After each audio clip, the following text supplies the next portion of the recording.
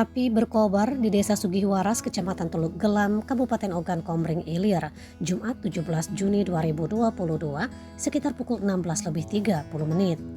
Dua bangunan rumah panggung yang memiliki 100 tiang tinggal puing dijilat si jago merah tersebut. Menurut warga sekitar, dari kedua bangunan yang ludes terbakar, satu di antaranya memang telah lama ditinggalkan. Sementara satunya lagi dihuni oleh Iwan bersama istri dan ketiga anaknya. Eni, warga setempat, menduga penyebab api diduga dari kompor gorengan karena korban berjualan gorengan di rumahnya itu. Eni mengaku sempat mendengar suara ledakan sebelum api membumbung tinggi.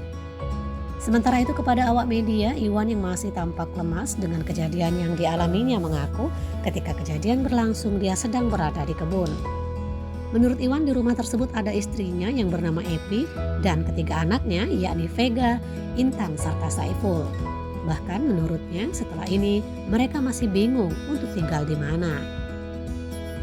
Kabid Damkar Satuan Pol PP dan Pemadam Kebakaran Oki, Ajisman, menerangkan dalam insiden tersebut tidak ada korban jiwa. Api berhasil dijinakan sekitar pukul 17 waktu Indonesia Barat, kemudian dilakukan pendinginan hingga pukul 18 waktu Indonesia Barat. Untuk penyebabnya, menurut Ajisman masih belum bisa dipastikan apakah karena konsleting listrik atau gas yang meledak. Sekretaris Camat Teluk Gelam, Fikril, mengemukakan pihaknya akan mengupayakan bantuan untuk korban. Diansyah melaporkan dari Kabupaten Ogan Komering Ilir.